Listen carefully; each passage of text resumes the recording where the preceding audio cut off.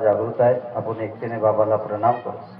भगवान बाबा हनुमान जी को प्रणाम. महान त्यागी बाबा सुखदेव जी को प्रणाम. परमात्मा एक. नमस्कार.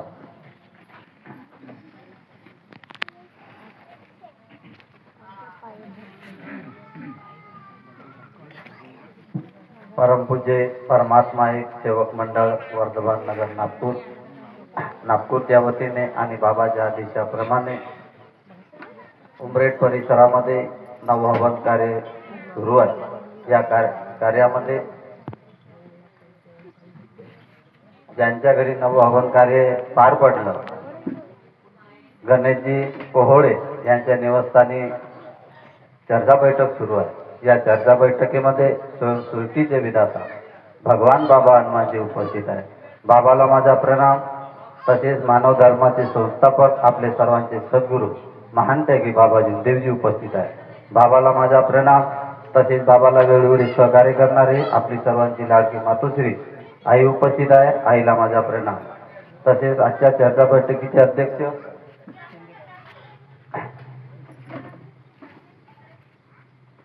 मंडळाचे मार्गदर्शक मधुकरजी शेंद्रे साहेब हे उपस्थित आहेत. त्यांना माझा नमस्कार.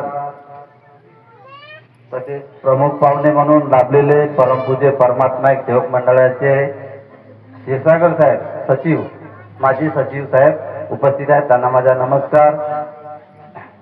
तसेच आदरणीय मन संपूर्ण सेवक सेवकीन आणि बालगोपाल सर्वांना माझा नमस्कार. बघा, मी राहुल वंजारी यांनी काल मेसेज टाकला माझ्या व्हॉट्सअपवर, आणि आज माझ्या मुलाच्या बँकेमध्ये खातं काढायचं होतं. तयारी अशी केली होती का आपण 11 वाजता बँकेत जायचं आणि आपल्याला चर्चा बैठक मिळते. त्या माध्यमातून आम्ही आलो लवकर, पण बँकेचं काम काही लवकर झालं नाही म्हणून उशीर झाला. आणि मी तिथून जेव्हा निघालो, माणसाच्या मनात एकच उद्देश होता, आपल्याला शिकायला जायचं आहे. कारण आपल्याला शिकल्यावरचा पर्याय नाही. बऱ्याचशा सेवकामध्ये भेदभाव निर्माण झालेला आहे. ह्या निर्माण काळासाठी आपल्याला ह्या भगवत कार्याच्या चर्चा बैठकीत जाण्याची खूप गरज आहे. कारण आपल्या हाताला चुका होत आहे. ह्या चुकाची सोडवणूक कोण्या पद्धतीनं करायची हे आपल्याला मानव धर्माची ज्या शाळा आहे त्या शाळेमध्ये आपण ह्या आपल्या होणाऱ्या चुका होणार नाही. मी माझ्या परिवारातला अनुभव सांगतो तुम्हाला. माझी आई, मी जवळपास 2.5 ते 3 वर्षाचा होतो त्यावेळेस माझ्या आईची तब्येत खराब झाली. माझ्या वडिलांनी वैद्यवाने केले, डॉक्टर उपचार केला, सर्वच केलं, पण समाधान मिळालं नाही. तर माझ्या मामाच्या गावला माझ्या आईला नेलं. तिथं त्यांनी दवाखाने केला, पण समाधान मिळालं नाही. तिथूनही वैद्यवाने केले. आता घराचा दरवाजा सेंटर मध्ये होता आणि ज्या वैद्याका गेले त्या वैद्याने सांगितलं का दरवाजाच्या या बाजूला अगर असती तर दरवाजाच्या या बाजूला माझी आई होती बेडवर, पण त्या वैद्याचं म्हणणं असं होतं का दरवाजाच्या या साईडला अगर असती तर मी काहीतरी केलं असतं. पण तिथंही काही समाधान मिळालं नाही. नागपूरच्या मेवा हॉस्पिटल, लता मंगेशकर हॉस्पिटल तिथे ऍडमिट केली. ऍडमिट केल्याच्या नंतर माझे मोठे वडील या मार्गात होते. त्यांना माहित पडलं का माझी भाऊसून भरती आहे. त्यांनी आपल्या एका छोट्या मुलाला घेतलं आणि माझ्या आईच्या भेटी करता आले. आल्याच्या नंतर माझा भाऊ जो होता मोठ्या वडिलाचा मुलगा, त्यांनी भेट घेतली, बाहेर येऊन बसले आणि माझ्या भाच्या मनात एक विचार असा आला का एवढी मोठी दैवी शक्ती माझ्यापाशी आहे आणि माझी मावशी बेडवर झोपून आहे, त्याने तिची बॉटल घेतली, त्या बॉटल मधलं पाणी घेतलं, तीर्थ बनवलं बिना काही आम्ही म्हणल्याने. माझ्या वडिलांना नाही म्हटलं आणि आम्ही तर लहानच होतो, पण माझ्या भावाला विश्वास होता ह्या दैवी शक्तीवर. त्यांनी आपल्या हाताने बॉटल घेतली, गिलासमध्ये आपल्या झाकणामध्ये तीर्थ बनवलं, माझ्या आईला पाजलं. त्यावेळेस कोण्याच लोकांना असं वाटत नव्हतं का ही बाई वाचेल, अशी कंडिशन होती. पण ते तीर्थ बनवलं. तीर्थ बनवल्याच्या नंतर अर्धा एक घंट्यात ते उठून बसले. बसल्याच्या नंतर तब्येत ते सुधरत जसे 3 दिवस झाले आणि सुट्टी झाली. त्याच्यानंतर आम्ही ह्या मार्गात प्रवेश केला. आता मार्गात आलो, आम्हाला सुरुवातीला कार्य 11 आणि 21 आणि त्याच्यानंतर 41चा त्याग. आता सुखमय जीवन जगत होतो. 41 आपल्या 11 दिवसाच्या कार्यामध्ये आम्ही सर्वच बऱ्या झालो. त्याच्यानंतर 21 दिवसाचे कार्य केले. आता ते कसं झालं, आम्ही कार्य घेण्यासाठी बाबाच्या घरी गेलो. आता बाबांनी मार्गदर्शन केलं. मार्गदर्शन करून शान बाबा काय म्हणते, 11-21चे कार्य तू रामाजी मौदेकरकर जाऊन घेऊन घ्या. त्याच्यानंतर आम्ही मौदेकर साहेबाच्या घरी गेलो. त्यांनी आम्हाला तेवढेच कार्य दिले. त्याच्यानंतर कार्याची समाप्ती झाली. मग बाबाच्या घरी निवासस्थानी गेलो.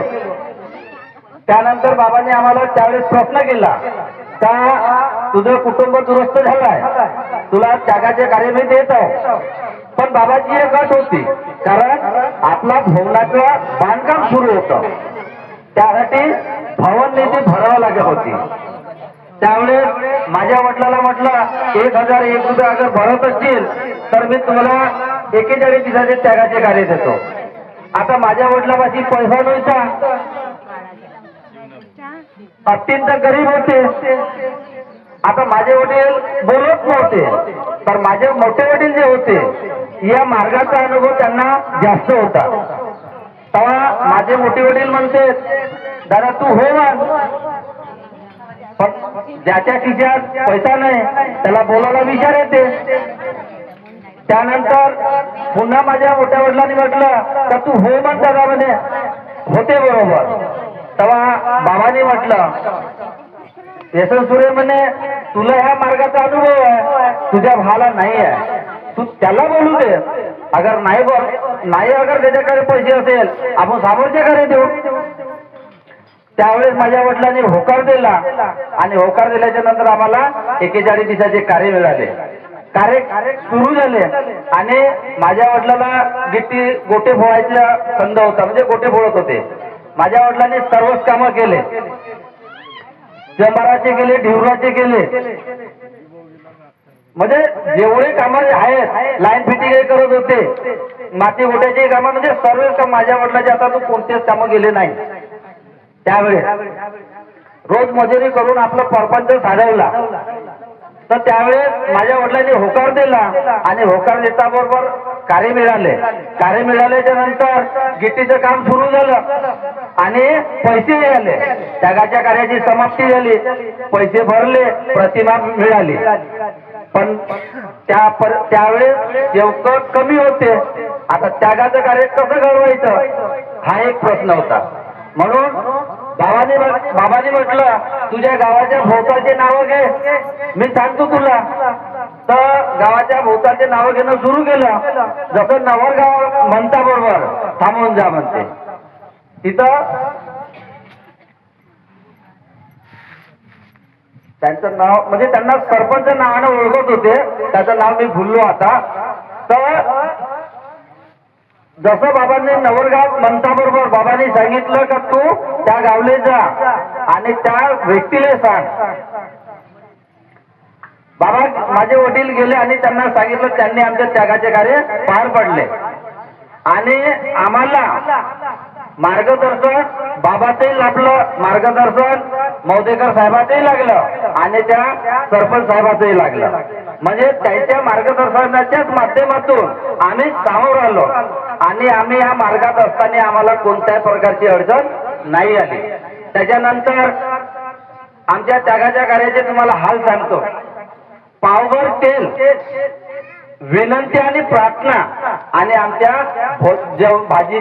भाजीला म्हणजे पावभर तेल 41 दिवस पुरवलं. आमच्या घरची भाजी कोणी नव्हतं खात, सत्य सांगतो. फाटल्या कपड्याने आम्ही ना सण तिवार केले. आमच्या पायात चप्पल नव्हती मिळत, तेव्हा आम्हाला गरीब म्हणत होते. आणि आज मी आपल्या मुलाला फॅशनचे कपडे घेऊन देतो, म्हणजे फाटलेलेच कपडे घेऊन देतो. आज लोक म्हणते फॅशन आहे.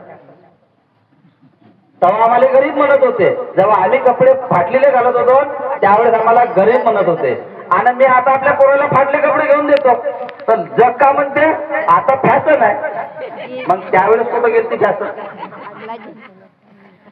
जेव्हा आमच्या गावले तुम्हाला सांगतो, जेव्हा आमच्या गावले सामूहिक हवन कार्य होतं, क्षीरसागर साहेब आमच्या कार्यक्रमाचे संचालक होते. गोटे होते, दगड होते. हे साहेब म्हणे आजी पायदळ लोक येत आहेत, मायकोर सांगत होते. येसन सूर्य भाऊ म्हणे तू एखादा बुलेरो पाठव भाऊ म्हणे. लोक पायदळ राहिले म्हणे.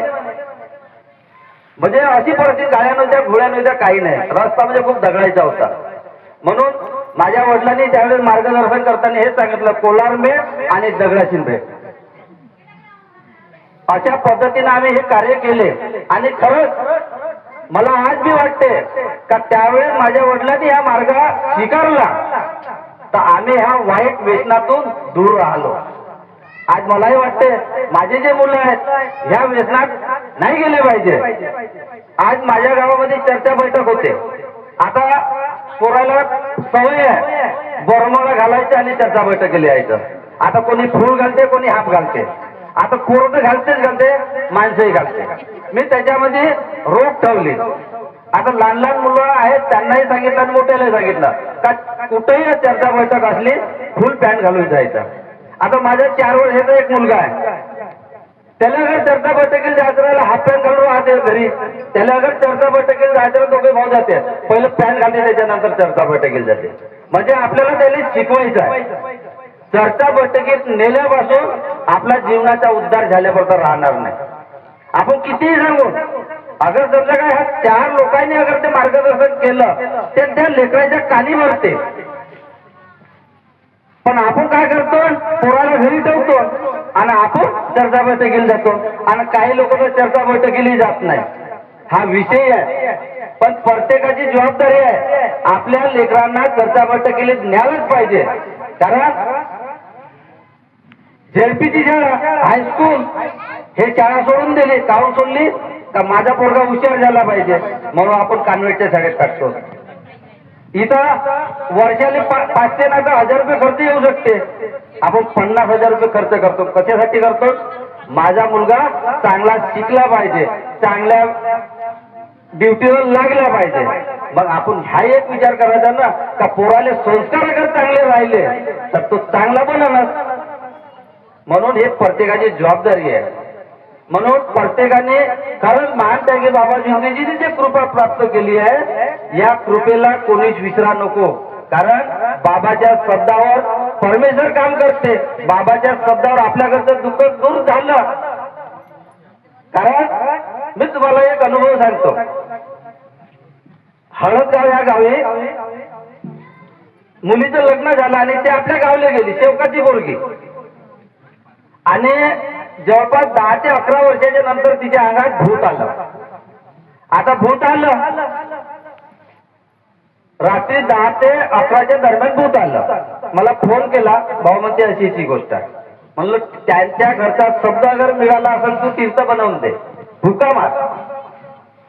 आता त्यांनी माझ्या शब्दावर तीर्थ आणि फुका करून दिल्या. आणि त्या कुटुंबाचं एक मत झालं की आपण या मार्गात प्रवेश करू. आता ते राहत होते भिजिले. आता भिजिले राहत होते, त्याचे आई वडील भिजिले होते त्या जवळचे. त्यांनी फोन केला का तुम्ही मार्गदर्शक साहेबाच्या घरी जा. आता त्यांच्या घरी गेले, त्यांच्याकडून शब्द घेतला आणि त्यांनी सांगितलं का 11 वर्षाचं तुमच्या शरीरामध्ये भूत जे आहे ह्या निघता निघता निघेल. आणि ते भूत काही निघालं नाही. कारण शब्द ह्या मार्गदर्शकाचा होता. 11 वर्षाचं भूत आहे, निघता निघता निघेल, वेळ लागेल. आणि त्याच पद्धतीनं ते भूत राहिलं. आता मला विचारत होते, पण ते काही समाधान मिळत नव्हतं. कारण का मार्गदर्शक त्याचा वेगळा झाला. माझा जो आजचा सेवक होता, मी त्यांना मार्गदर्शन करत होतो, त्यांना सांगत होतो. पण शब्द ज्या कुटुंबाला मिळाला होता त्या पद्धतीनं भूत काही निघालं नाही. मी दुसऱ्या दिवशी नागपूरला गेलो. मला फोन आला. आल्याच्या नंतर मी म्हणलो मी नागपूरला मी येतो. आता ते रात्रीचे भूत चालूच होतं, दिवसाने सुरूच होतं. त्यानंतर मी आल्याच्या नंतर बसलो त्यांच्या घरी. बसल्याच्या नंतर ते मुलगी बाथरूमला गेली. त्या दोघ्या तिघ्या पायानं पकडलं आणि बाथरूमला नेलं. आणि नेल्याच्या नंतर बाथरूमच्या बाहेर निघालं आणि भूत सुरू झालं. आता ज्यांनी ते भूत लावलं असेल, तो आघाडीचा दिवस होता, त्या आघाडीच्या दिवसाचा तो करार होता फक्त. आणि 11 जानते होते. त्या जे भूत लावणारे जे होते ते 11 जानते होते. आता त्या 11 जानतेचं म्हणणं काय होतं, हा सेवकाचं घर आहे, त्या सेवकाच्या घराच्या बाहेर निघायला पाहिजे तर आपली चालते. आता तो भूत नाही का घराच्या बाहेर निघण्यासाठी खूप प्रयत्न करेल, म्हणजे घराच्या बाहेर जाऊही द्या म्हणे. पण आपले सेवक काय करेल, फुका मारे. आणि जवळपास ते भूत निघासाठी 15 ते 20 मिनिट लागत होते. आता हे काय करायचे, भूत निघताना भूत जसं आलं 2-4 सेवक पकडायचे. पहिलं हातपाय धुये. तुम्हाला कंडिशन सांगतो, हातपाय धुतले, गुरला करत अगरबत्ती लावत होते. त्याच्यानंतर तीर्थ बनवायचे. तर भूत पकडून ठेवणारे पकडून ठेवेल, म्हणजे जवळपास त्याला 5-10 मिनिट त्याच्यातच लागेल. आता जेव्हा मी आलो जसं ते भूत आल्याच्या नंतर आता एक जण हातपाय धुवा. मी शब्द द्यायला सांगितला, बापू तू तिच्या कानावर फूक मार, कानामध्ये फूक मार, कोणी छातीवर मारा, म्हणजे जे पकडून आहेत त्यांनाच काम सांगितलं. आता ते 5 मिनिटात भूत निघालं. ते काय म्हणते, आम्हाला अर्धा तास नव्हतं निघत, तुम्ही म्हणते 5 मिनिट व्हायला भूत निघालं. म्हणून काहीच नाही केलं मी, तुमच्या फक्त टायमिंग वाचवला. कारण का तुम्ही तिथं टाइम देत होत्या, तो टायमिंग तुम्हाला जागेवर दिला, म्हणजे हा टायमाचा फरक झाला. त्याच्यानंतर मी जेव्हा डबल भूत आलं, मी त्या भूताकडे एक सारखा पाहत होतो. मला डायरेक्ट ते भूत काय म्हणते, हा चकण्यावाला म्हणते टकर बकर मागं पाहिजे म्हणते, मी तुले काही भेट नाही म्हणते. अशा भाषेत बोलूच्या बिलकुल 2 मिनिटांमध्ये ते भूत निघालं. आणि त्याच्या घरी मी जवळपास 2 तास बसून भूत नाही आलं. त्याच्यानंतर मी घरी आलो आणि पुन्हा 10 वाजता सुरू झालं. आता ते रात्रभर काय केलं त्या भूताने, आपले जे बाबा करतो, विनंती प्रार्थना करतो, त्या ठिकाणी बसलं ते भूत. बसल्याच्या नंतर स्वतःच्या हाताने कापूर लावे, अगरबत्ती लावे आणि त्या परमेश्वराला विनंती करेल. ते भूत का मले मुक्ती पाहिजे. त्या हळदगाव परिसराची जी शिव होती, त्या शिवावर 11 जानते बसून आहे म्हणे. कोण म्हणत होतं, भूत बनत होतं. बाबा म्हणे, अगर बोले तू ह्या पुन्हा जन्माला जर टाकायचं असेल तर फक्त बाबाच्या घरी पाठव, म्हणजे बाबाच्या सेवकाच्या घरी मला जन्माला टाकजो, अन्यथा मला जन्माला टाकायचं नाही, असं कोण म्हणत होतं, ते भूत म्हणत होतं. अशा पद्धतीनं त्यांनी मुक्ती त्या परमेश्वराला मागितली आणि मुक्ती पाहिजे म्हणून त्या भूताने म्हटलं. आणि त्यासाठी त्या गावामध्ये मासिक हवन होतं. आणि मासिक हवन असल्या कारणाने त्या भूताने सांगितलं, तुमच्या गावात आज हवन आहे म्हणे.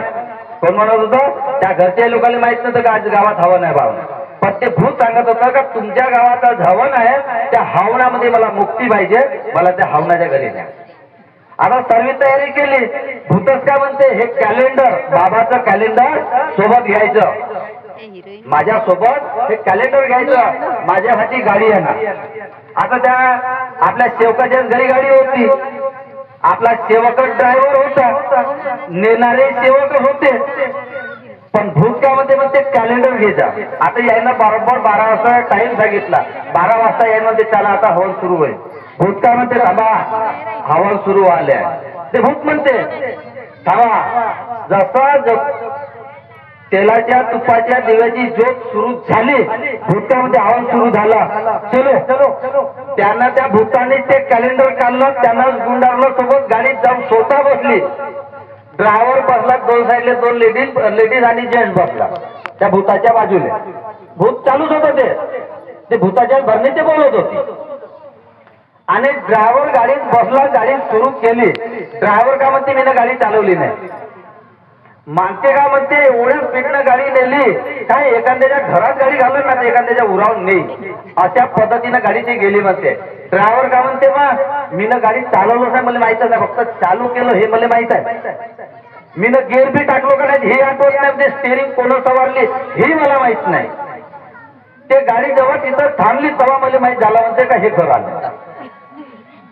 आता जे बसून होते ते म्हणते आम्हाला काहीच माहित नाही.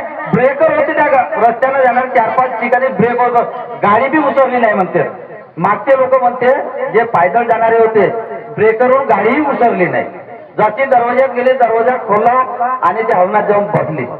हवन पार जसं आता आपल्याला सवय आहे, हवनात आपण गेलो तर बोलतो एकामेकासोबत चर्चा करतो. हवन सुरू आहे, कधी कधी चर्चा बैठक सुरू असताना तर सेवक बोलतेच ना, हवन सुरू असताना बोलते. भूत काय म्हणते, जसा आता चंद्र साहेबाचा फोन आला हवन सुरू आहे, आता ते साहेब बोलतेच कधी हा चंद्र साहेब बोलायचं असेल हवनाच्या बाहेर जा, बिलकुल इथं बोलायचं नाही. अरे त्या हवनामध्ये कोणीच नव्हतं बोलत, लहान पोरगं नव्हतं बोलत, मोठी नव्हतं बोलत. म्हणजे त्या हवन होतपर्यंत फक्त त्या हवन घडवण्यावरच व्यक्ती बोलत होता, त्याच्या नंतर कोणीच नव्हते बोलत, बोलूच नव्हते देत ते भूत. हवन कार्य पार पडलं, पार पडल्याच्या नंतर तीर्थप्रसाद द्या म्हणजे पटकन तीर्थप्रसाद मला मुक्ती पाहिजे. तीर्थप्रसाद दिला, एक पेढा दिला म्हणजे दह्याचा प्रसाद दिला पहिला, मग त्याच्यानंतर पेढा दिला, एका जणांना शेप कापला, त्याच्यातली एक चिरी पूर्ण बंदी दिली तीही खाल्ली. जसा रव्याचा प्रसाद हातावर दिला, जसा बक्का मारला तसं भूत निघून गेलं आणि ते बेहोश पडले. आणि पडल्याच्या नंतर दातकुडी बसवली, दातकुडी खोलून पाहिली, प्रसाद तिच्या शरीरात काहीच नव्हता, तोंडाबंद. जसा बक्का मारला तसं भूत निघालं आणि ते खालता पडून गेले. व्हिडिओ बनवला होता त्या सेवकांनी, मी स्वतः पाहिला. प्रसाद घेताना म्हणजे त्या मुक्तीसाठी प्रसाद देणेवाल्याला एवढी घाई करत होती. मी तो व्हिडिओ पाहिला, फक्त तो व्हिडिओ व्हायरल नाही केला मी, फक्त आम्ही तो जेवढा बनवला तिथं जेवढे होते तेवढ्या जणांनी पाहिला. त्याच्यामध्ये मी नव्हतो त्या आवनात, पण तो मला दाखवला त्याने व्हायरल केला नाही, कोणाच्या ग्रुपवर टाकला मी. तर जेव्हा प्रसाद मागे दे लवकर प्रसाद खाताबरोबर ते भूत निघून गेलं आणि तेव्हापासून ते पोरगी आज या मार्गाशी जुडले, अजून त्यागी व्हायले आहे. पण या मार्गामध्ये असं घडते, त्यासाठी आपल्याला बाबांना दिलेले 4 तत्व 3 शब्दांनी पाचणे. कारण ज्यावेळेस बाबाचा दौरा माझ्या घरी झाला होता, आमचं कुळाचंच घर होतं, बसले बाबा बाजावर, आम्ही आमच्या घरी जे होतं तेच टाकलं, बाजावर बसले, वाकर होती आणि माझ्या वडिलांनी एका सेवकाच्या घरून दुलई आणले आणि त्या दुलईचा लोट बनवला होता. बाबांनी पाहिलं म्हणजे हे काय बनवलं का, लोट बनवलं बाबा म्हणजे तुमच्यासाठी. तू एक काम कर म्हणजे हे खूप मोठं झालं, तू म्हणते माझ्यासाठी लहानसं बनवून दे पण चादरीचं बनवून दे. माझ्या वडिलांनी 2 चादरी घेतल्या, त्या चादरीचा 1 लोट बनवून दिला. म्हणजे तुला कलाकारी खूप आहे का म्हणते. बसल्याच्या नंतर बाबांनी दौरा झाल्याच्या नंतर ते आपल्या गावाला जायच्या अगोदर म्हणजे हे कुणाचं घर तुझं आहे का म्हणते होता. हो जी म्हणते.